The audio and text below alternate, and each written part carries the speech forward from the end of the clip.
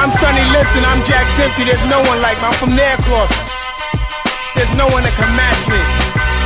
My style is impetuous, my defense is impregnable. And I'm just ferocious, I want your heart, I want to eat his children. I was gonna rip his heart out, I'm the best ever. All right, welcome back to the Boxed Out Podcast. To the Boxed Out Podcast. Mo here, Miguel over there. He obviously doesn't want to introduce himself. He's ready to go.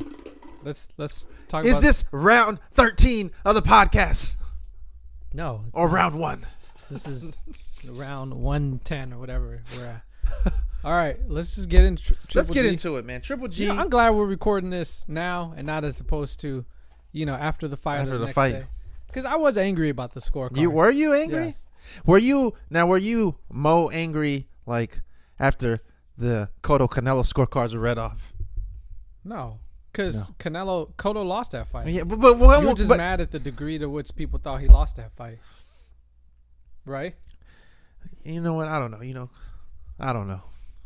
Some fishy stuff was happening in that fight. But anyway. On the night of Saturday, September 15th, fans were set to be treated to what sports should be all about. Two of the best athletes in the sport squaring off against each other, with the winner earning the title of best in the business. This is a kind of event where an individual can be called the best in any sport. It's truly rare. Not only did the fight itself deliver all that was promised against all kinds of pressure, Canelo Alvarez gave the performance of his lifetime to secure the unified middleweight championship of the world. Unfairly criticized for not fighting Mexican enough in the first fight, he kept Golovkin on his heels all night, taking the action to the boogeyman of boxing. Oscar goes on to say, "Oh, that's what this is." I'm like, what is this trash? And yet it wouldn't be boxing if thousands of keyboard warriors weren't talking or tweeting complete nonsense in the hours and days after Canelo began to cement his legacy as an all-time great. Shut the fuck up, Oscar. Damn. And this is why I'm glad we waited until now. But Oscar... Because he's talking about keyboard warriors, but didn't he write a hate letter to Mayweather once he retired? Yes, he did. Hasn't he profusely exclaimed to the world that he has indeed the blueprints to beat Floyd Mayweather? Not only did he do that, he did that every time Floyd had a fight for the last 7 years of his career. He just to put his name in the media. I have the blueprint. Yeah, you fucking lost that fight. So your blueprint is a blueprint of a loser because you lost that goddamn fight. And that's the thing with Oscar. I don't even care about Oscar's wins or losses because, as a fighter, I got nothing but respect for De La Hoya because he fought everybody, It wasn't... also lost to a lot of people. Yeah, that's true. But, everybody. that's irrelevant to the fact that he still went and fought the guys. They weren't, perfectly picked out. His career could have been a lot more navigated through easier on his terms. It was navigated so he can be rich, and he was successful in that. Yes. Let's bring up his box recs and see what's to talk so much. Oscar? Damn, man, come on. No, because this is bullshit. Every time Oscar fought an athlete, he either lost or he looked like shit. Shit? Yes. He looked like shit against Manny Pacquiao. Well, he was at the end though. He was at the end. He was done. Yeah, he was so done. I thought for the first half of he was so done that 5 to 6 months previous to that, he was in the ring winning a unanimous decision against Steve Forbes. Well, he's so done. But Steve Forbes, he was fine. Steve Forbes was physically bruised fine. him up. He was ready to go. He told me the 24/7s, I'm ready to go. This is the biggest fight of my life. I thought he looked good in the first half of the Mayweather fight. I did personally. A lot of people think that he beat Mosley in the rematch. He lost that fight. So lost to Bernard Hopkins. Felix Stern made him look like shit. I remember that fight. He got a fucking gift decision. If we're talking about gift decisions, we're going back to that one. All right, but to me, it's just like, why is Oscar so concerned about what the people are saying? Does he just want Canelo to get universal praise for this fight, and that you should just accept that he won the fight and we shouldn't complain about it if we disagree? I don't understand his logic here. Like, why is it bothering him so much unless he feels that maybe he didn't think Canelo won the fight? Before we went off to the distraction of, of going through Oscar's resume here. This is why I'm glad we're doing this podcast on a Thursday and we're not doing it on Sunday or Monday, because this letter comes out. And you only write this letter The only reason you write this letter is if you're insecure and you don't think your fighter actually won the fight. That's the only reason you write this letter. Mayweather never wrote a letter after any of his fights. When does anyone ever write a letter after a fight defending them? Well, did Andre Ward write a letter after he beat Kovalev twice? Even though people disagree with that decision? Did he? No. You know why? Because deep down in his heart, Andre Ward felt he won those fights. Deep down in his heart. Oscar, no, he knows he got the gift. He knows it. And he knows that the boxing world, the internet warriors that he's shitting on, they're the ones who actually pay the bills because we're the ones who watch this shit, and not the general public. There's another thing, too, because I see on Twitter there's like a wave of Canelo fans that are saying, well, you know, all these media guys, they pick Triple G, but what do they know? They're not real experts. But to me, it seems like Oscar's giving credence to those guys because he's the one responding to them. I would disagree, too, because a lot of these media guys are kissing Oscar's ass so they can get access to Canelo. We have people talking about, oh, yeah, I could see. Man, Canelo lost that fucking fight. I'm sorry. Well, here's the thing. Yeah, that's the one thing that I took away from this was that a lot of them were saying that, you know, this fight could have gone either way. I saw that a lot to people that were arguing the side for Canelo. But I don't see 7 rounds for Canelo. I thought Canelo got off to a blazing start. If we're going to give him some credit, I thought he did come forward. He was throwing heat at Triple G, but I think we saw a recurring theme with Canelo, whereas as the second fight of the half loomed on, half of the fight. As the second half of the fight, I mean, I thought Triple G took over the second half of the fight. And it depends, I guess, if you were to say there's 7 rounds for Canelo, you must have to have it 6-0, which did not fucking happen. Yeah, you'd have to give him all 6 rounds. And now fucking crazy. Now, yeah, I don't want to, you know, I think I gave Canelo like 5 of the first 6. Well, you were more generous than I. But I had Triple G taking over the whole second half of the fight, which I mean, maybe people would disagree with that, but I had a 3-3 after the first 6. After that, I gave Triple G the 7th, 10th, 11th, 12th. The fact that a judge gave Canelo the 12th round, that tells you all you need to know about the sport of boxing. And some judge thought that Canelo Alvarez won the 12th round of that fight. Yeah, so seriously, I don't think that the fight could have gone either way. I think best case scenario for Canelo was probably a draw. That's the best case. Yeah, I think this fight was just straight up 7 rounds to 5 for Triple G. I mean, that's the only way I could. The problem is though that judges are sitting there at ringside, so they're not in tune to the narrative, right? Because what you're talking. No, I think they are in tune to the narrative, and I was going to get into this. No, that's the problem. But I'm saying they're supposed to just be calling the rounds. But the problem is when you're watching HBO commentary and they're talking about the narrative of the fight and Canelo's care, that's nice. You're doing something different than you did last time. We still have to score the fucking fight as the rounds go on. Right, and then that's the thing. I think Kellerman brought it up on the broadcast, and then I saw several people on Twitter talk about it like, oh, Canelo, and even Andre Ward. He said, you know, he backed up the boogeyman, but we can't go around this narrative. We just have to actually watch the fight and see what's going on. Good. Now, good. You had Triple G fighting on the back foot, and he still jabbed you to fucking death. Right. Great job. Right. But to me, I mean, yeah, you can't say he won the story of the fight. He's coming forward, and he's not. It's not like he's being untouched. He's just walking through, you know, lighting Triple G up and dominating the whole fight.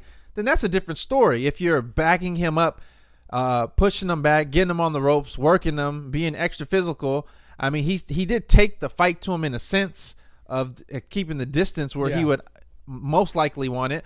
But what we saw with Triple G was that we saw some versatility. Now, people are saying that he shouldn't have. He's saying, "Oh, Mexican style," and this is what he wanted. So, you know, he can't complain about losing the decision. Well, how do we know Triple G didn't play the long play here and say, okay, Mexican style, bring it to me. Okay, so now that you're going to bring it to me. Which is what he did. I'm going to use boxing style. I'm going to use my jab. The last 3 to 4 rounds of the fight, there were moments of that fight where Canelo was dead. He was done. He was getting fucked up. There was a sequence in the 11th round where Canelo finally went to the ropes. Maybe it was the 11th round or the 10th round. There was also another, and this is a telltale sign too, where Canelo just fell down. Yeah. And that's from exhaustion, from being hurt, from other things. I'm sure. I mean, it was a taxing fight. So I don't know this whole story of the fight thing. I think we If we're talking about stories, though, at no point in that fight did I feel that Canelo, while his intentions were there to go for the knockout, I didn't really feel at any point that he was going to knock out Triple G. I thought his intentions were there to knock him out, like he was trying to. But as the fight progressed, I was like, he's not going to knock him out. Conversely, I saw at least 2 or 3 times where I was like, if Triple G really extended this, he could have Canelo out there, because Canelo looked done a few times. And all the moments that you talk about story, all the moments that people were referring to from that fight, the moments are from Triple G whooping Canelo's ass and hurting him big with some big shots. Yeah, he did hurt him. And to me, I think the kind of maybe where Canelo got maybe some more credit was that he did show an excellent chin. He showed that he's tough. But I don't think we ever. That's like saying I'm really good at getting dunked on.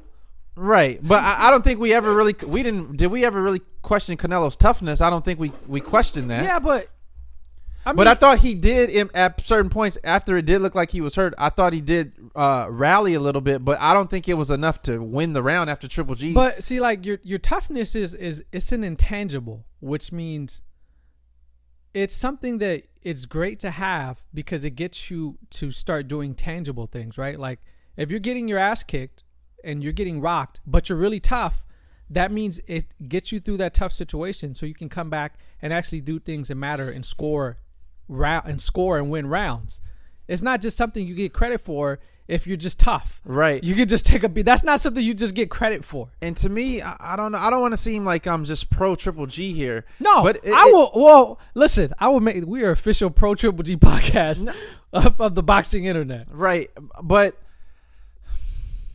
how can you say when Triple G in the first fight comes forward, makes the fight, and Canelo uses the ropes, backs up, and then you give Canelo, you want to give Canelo the benefit of the doubt. That Canelo, this fight was on his terms and he decided to box. Because that's what Roy Jones was saying at the first fight. Yeah. And then the second fight, when he comes forward, now he's pressing the fight. He's making the fight. So which one is it? Yeah. I mean, pick one. Honestly, yeah. Or am I agree. wrong here? Because I don't Also, understand. It feels like they're changing every time. There's no the ball's being moved. You know, the marker's being pushed back for Triple G to get this win, which obviously he's not going to get. Yeah, this is why. All right, so let's talk about. Well, let's talk about the 12th round. Which I mean, if the judges give them to Triple G, the fight's still a draw. Which is bullshit, but it's not even an easier pill to swallow. It's just bullshit. But Triple G landed 3 uppercuts in that round, which if he just landed those 3 punches alone, that's enough to win you the fucking round. There were 3 brutal uppercuts. But not even just brutal, but they were clean and well executed. Well executed. They were set up, and he started off the 12th round with the left hook. I don't know how. I know how, because boxing is fixed and it's corrupt, and this is why I told you after the fight I need a break from boxing, because you watch a fight like that where it's a good fight, it's a good close fight, but one guy clearly won, and then you just get wherever the money flows. Right. And it's just bullshit. It's just like, So what are we gonna do? Right. When a couple of friends of mine are texting because they watched the fight too. And, I mean, all 3 of them were just like, oh, wow. Yeah. Canelo got the decision. Yeah. And then I talked to a buddy at work, and he's like, a draw maybe. Yeah. But this is why Oscar has to write a letter. Yeah. Because he knows it's bullshit. He knows.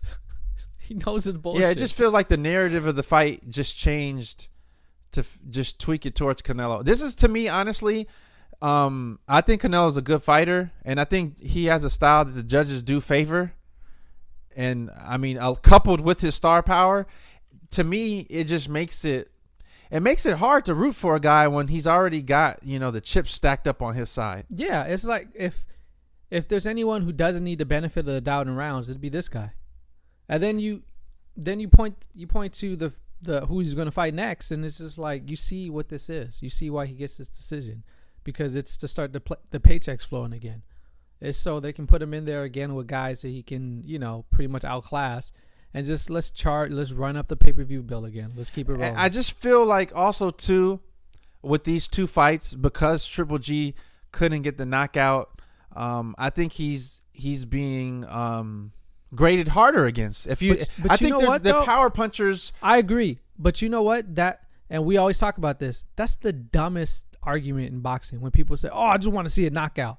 That's just stupid. That's not what we're doing here. Well, in Golovkin's case here, It's like watching a basketball game and only scoring the dunks. yeah, That's dumb. You're well- an idiot if you watch boxing that way. Well, in Golovkin's case, you see how he was promoted on his ascension as a power knockout puncher, but now it feels like now that he's in these boxing matches, because to me it shows versatility, but I guess to other people it shows that he's not as good as he said as they said he was. But then that goes back to the old saying that people say, this isn't fighting, this is boxing. We're scoring rounds to reach a verdict.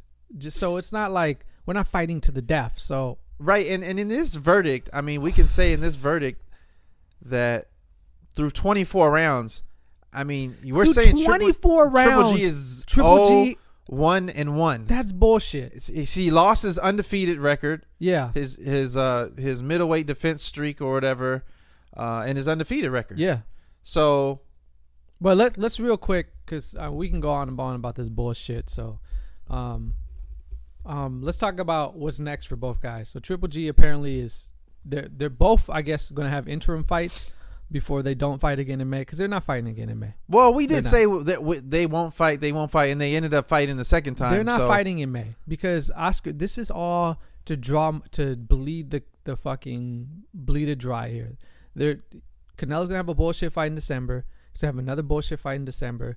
They're gonna press Triple G for money and percentage split as hard as they can to bring him down from whatever they gave him this time, so they can fight him again in September, where he's a year older. So the fight is easier for Canelo. They're not fighting again. There's no way they're fighting in May. In May, there's no way. But you can see a scenario where they do, because I mean, I'm pretty sure, I don't know what the numbers are, but I'm sure this fight made a killing. Yeah, man. And it was a good product in the ring. They're going to fight again in September because, again, we can start putting his name next to the all-time greats.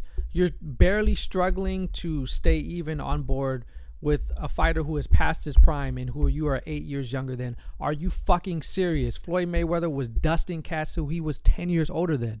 Are you seriously talking about all-time greats? Seriously. Unless you're saying Triple G is one of the greatest fucking fighters of ever, right? Because he's past his prime. But here's the thing too. We're getting that Canelo's getting all this credit for the win, and then there's people that saying, and Triple G obviously probably not as good as he was touted. But if you're tearing away at Triple G, how can you still build up Canelo at the same time? Well, that's an interesting dynamic here, right? Yeah. I mean, I can't with this bullshit. And then it's just so what are they gonna? Okay, so one more other thing, because a lot of people are also saying, I mean, the fight was so close. I mean, it could have gone either way. How could you claim this is a robbery? But to me, I feel like we could look at things in the context as a whole. I mean, I feel like Triple G definitely beat him in the first fight, and he beat him and he edged him out in the second fight. I saw a lot of the boxing writers say this too. This is not a robbery. It's just a close fight. Let me explain to you guys what a robbery is. I have something, and someone takes it from me without my permission. That is a robbery. Triple G had 2 wins, and people took it from him unjustly. That is called a robbery. It doesn't matter if it was a 7-5 fight, or it's just a robbery. That's just what it is. And I do want to give credit to your opinion too, because you were kind of a Triple G naysayer, a few years back. Yeah, right? but what happens? You have to call what you see, right? So and I honestly I could see a case. All right, you want to know what was a close fight where Triple G got the benefit of the doubt when he fought Jacobs? Mm-hmm. That was a really fucking close fight. I would say that was a razor thin fight. You take out that knockdown, shit, you could probably make a case for Jacobs winning that fight. Right. These 2 fights against Canelo, I mean, they're close in the sense of usually on pay-per-views, and example, in a Super Bowl, we see a blowout.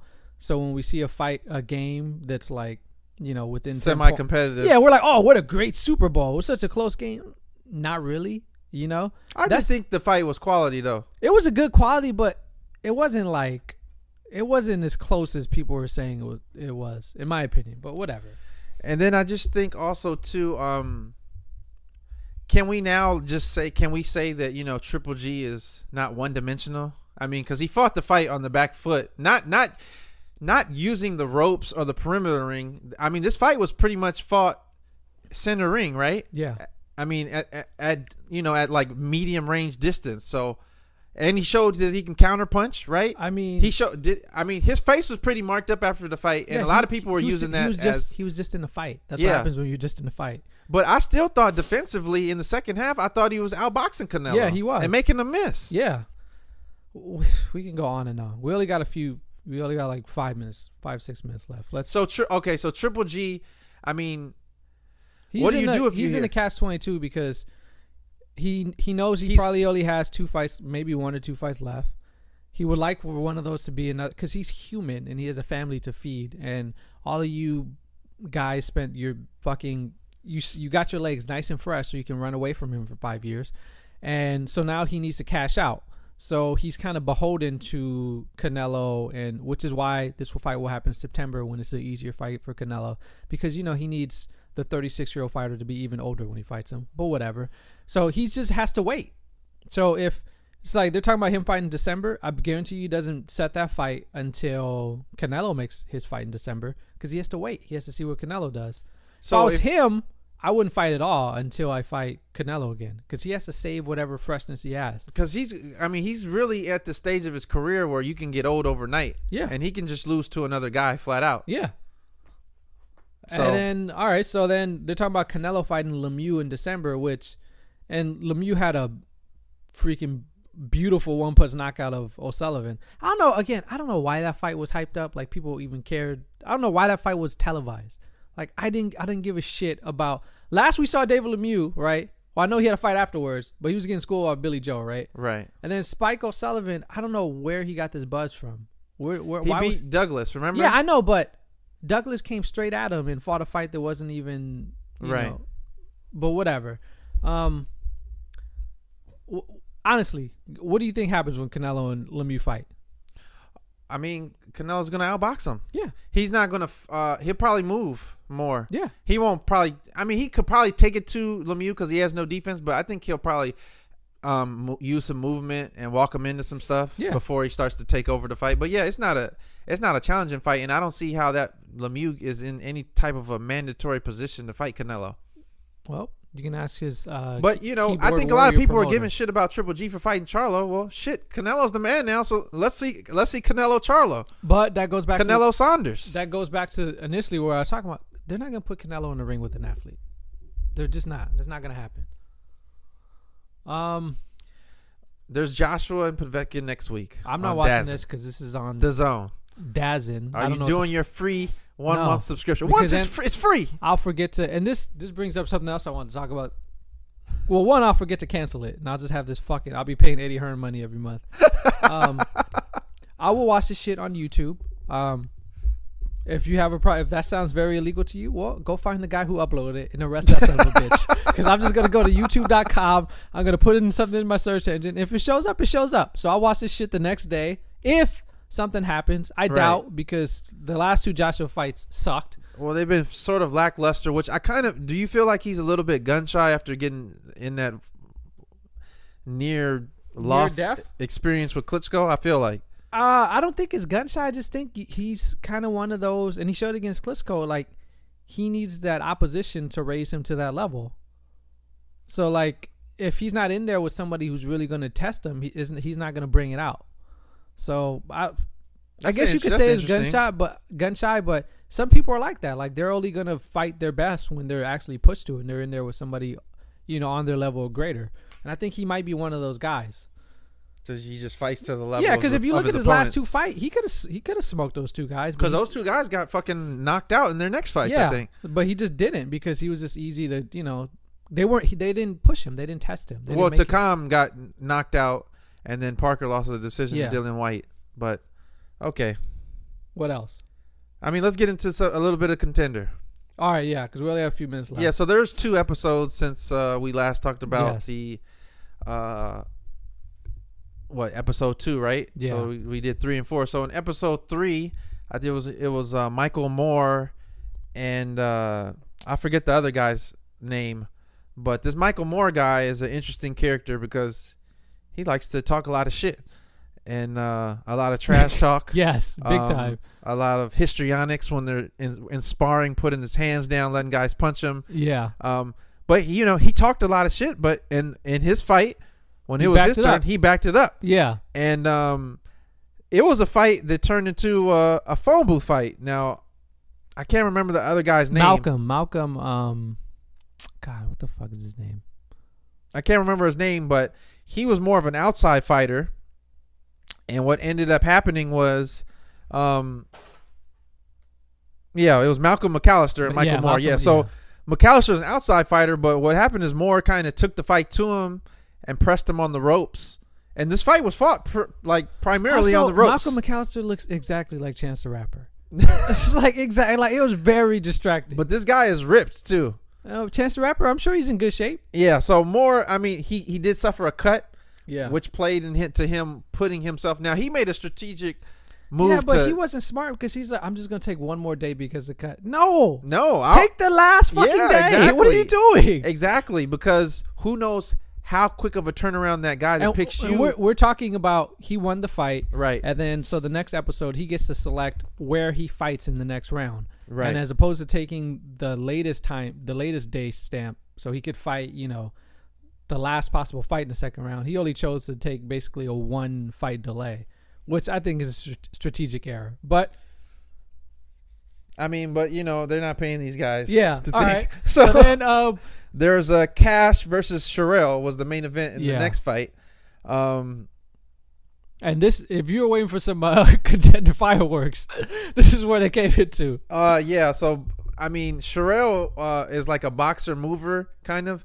We kind of fights in flurries. Yeah. And Cash is a guy that's kind of not flat-footed, but kind of plodding, walking forward, and just trying to rip his shots off.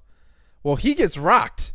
Cash gets rocked in the first round, right? And he gets dropped. Did he get dropped? Yeah, he did. Yeah, he gets dropped. Yeah. But in the second round, he kind of collected himself, and he landed some good shots. But in the third round, this fight ended in emphatic fashion with Sherrill. He knocked him out on his feet. On his feet. Yeah. It was more emphatic than Corrales when he stopped Castillo on the ropes. Yeah, definitely. This was pretty bad. Because Sergio Mora, he commented that the first punch knocked him out and the second punch woke him back up. No, it did. From the knockout. Yeah, it did. Because immediate after it, he's like, "Hey man, why did you stop the fight? I was going to bring this up. This is what I love about boxers. Like, no matter what happens, they're going to be like, why did you stop the fight? It's like, motherfucker, you were dead. That's why. I didn't want to go to jail for assisting in this manslaughter. And with Sherrill, I hope I'm saying his name right. I was iffy on this fight because before the fight, his family visited and he just started crying. Yeah, this is a trend too. I don't know why they're doing this. You know what you don't need to see before the biggest fight of your life? You don't need to be emotionally drained by a visit from your family, okay? Yeah. You don't need it. These guys are contenders, so maybe they need to learn how to maybe channel their emotions a little bit better. I did enjoy before the fight, Andre Ward giving the Go team a pep talk about, the blue team talking all this shit over there, but you guys got to show them, and then they promptly go out and lose again. So now if we're counting, is it 3 or 4 rounds, 4 fights to nothing? That was the 4th episode, right? Yeah. So it's 4-0, blue team. And then there's this Daniel Valdivia, who everybody is fucking with. Yeah, who's everybody's messing with. He pushes the other guy.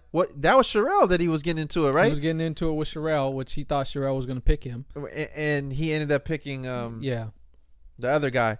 So there's a lot of little mind games going on. We still have yet to see Morgan Fitch, man. Yeah. Where's one time? Where you at? It's fitting. It's fitting that he's kind of like Keith Thurman, that he's not fighting. And it's taken him a long time to fight. So I'm anxious to see him, and I'm anxious to see. You want to see that Russian guy? Russian guy, because he has like 1,000 amateur fights, so I'm sure he's going to win this. And we want to see. And I want to see Spice. Mosley Jr. Man, we want to see come Spice, on, man. But yeah, the blue team got to get this shit together, man. They're getting their ass. No, the gold team. The gold team. Yeah, this is 4 straight. Yeah, man. Yeah. In NBA, this shit would be over. Sweet. I think so far, Walker, right, the guy that went to prison. He's looked the best. He's looked the best so far, and he actually looks like he is a Freddie Roach fighter. Right, and Sherrill, I mean, he looked lively and fast, but he was very wide with his shots, very open. Because he got rocked a couple of times. Yeah, and on the punch he lands to put him out, I mean, he fell down when he on the knockout. He blow. he knocked used his his soul. He knocked his own socks off. All right, so what else? But I mean, so far the show's been pretty good, man. Yeah, no, You do kind of know like the TV things. If you're paying attention to the time when the fight's about to start, I'm like, all right, somebody's about to get knocked the fuck I knew out. somebody's getting knocked out because I was like, all right, we only have like fucking 9 minutes for like a possible 15-minute fight here. Something happened. Somebody's going to sleep. And another thing to note with this is that Mora's sparred all of these guys. It seems like he's very knowledgeable of it. So the winner gets to. They get that contender belt, and I think do they win like a 500,000 or 250,000? Yeah, so after taxes, you're looking about maybe 150. Then you got to pay Freddie or Nazim. No, man, the Epics is paying them. Man. Are you sure, man? I wouldn't. If you whoever wins this, don't pay those. Then Epics is taking the fee. Yeah. Taking their. What else is going on? Oh, so somebody watch Povetkin and Wilder. Maybe send us a link on Twitter. Oh, no, not Povetkin and Wilder. Povetkin and Joshua. And Joshua. Yeah. Oh, also David Benavidez, the super middleweight. Tested positive for cocaine. And then which, if you watch him fight, not surprising. I mean, the guy is endless amount of energy. He could take endless amount of punches. And I'm seeing people sitting here talking about, cocaine's not performance enhancing. What the fuck are you talking about? Yeah. I mean, do you guys see how fucking how crazy Scarface was in his go watch some highlights of Lawrence Taylor. Tell me fucking cocaine isn't performance enhancing. Yeah, I don't get that either. As far as other news, I don't really think there's anything out right there. I mean, what other big fights are coming up? Shit, man. I think so. Well, the Kovalev Alvarez fight is going to be in February, and that actually moved to ESPN. Yeah. So that's news. We'll see. And then, Crawford fights in October. Crawford fights. Oh, this is Oh, there is news that I did see online. Lance Pugmire is reporting that Wilder and Fury. Possibly be at the Staples Center. That would be awesome. That would be how fucking great would that be? That would be great. And shout outs to Fury, man, coming overseas. Fighting in the American soil. Right. True heavyweight champion. Yeah, but I don't think there's much new. I mean, we'll come up with some. Kanye West is trending. All right, the Carter 5 is trending. Oh, so there's no. I think we've reached our boxing. We're tapped for the day. We're tapped for the day. So go out and be angry about the decision. Credit to Canelo. No. No. Never credit to Canelo. Thank you for listening. All right.